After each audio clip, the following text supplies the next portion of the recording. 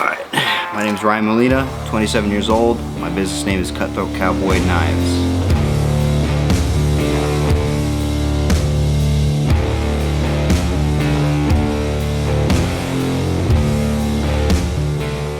I'm a knife maker from Bakersfield, California.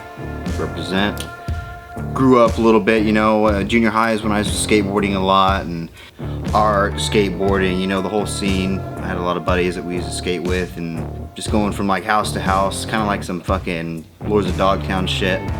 Just, you know, living life the way that it should be lived, you know, having fun, you know. People that bash on skateboarding and hate on it, they don't fucking know what it truly is, you know. It's a true craft and it's an art. Once I hit high school, everything kind of changed. I was always an artist. I always painted. I always liked to draw, you know, and in high school, like my teachers, I'd ask them, like, can I please draw while you're talking, just so I can focus, because when I'm creating, my focus is like on point, like I can listen, I can pay attention, you know.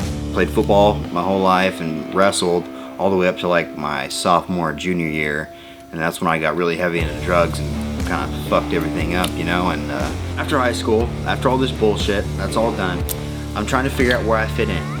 I'm an artist, you know, I want to make money, I want to do something with my art as a living, you know, and I can't fucking find what to do with my life. You know, I work in tattoo shops, I'm an apprentice, you know, shit didn't work out there, you know, I got a lot of pride.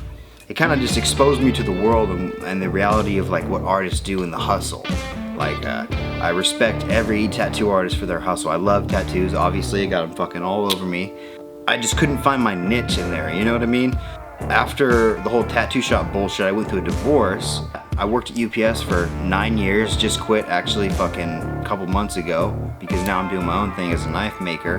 And everybody asked me, how'd you start making knives? How'd you start making knives? Well, I was like, I went through a fucked up divorce, you know? I fucking got married young, and I was like, I need to find something to fucking do, you know what I mean? I need to find like a hobby or something. And I remember just looking at all my knives that I had, and I was like, why don't I fucking try to make that? Knife making saved my fucking life. I'm a man of God, 100%. Judge me on it if you want. You know, I curse, I'm fucking normal, but my relationship with God is between me and Him. So if you want to try to get in between that, you're not going to, because I'm not going to fucking let you. I don't regret a thing. Everything that I've done has made me who I am. I had this big fucking billet of steel. I just took a Sharpie and didn't even sketch it out on paper, just sketched everything out on fucking the piece of steel, and fit every single knife that I could possibly fit on that steel. And those are some of my best sellers. The Bar Fighter, that knife was an accident. I didn't fucking mean to make that.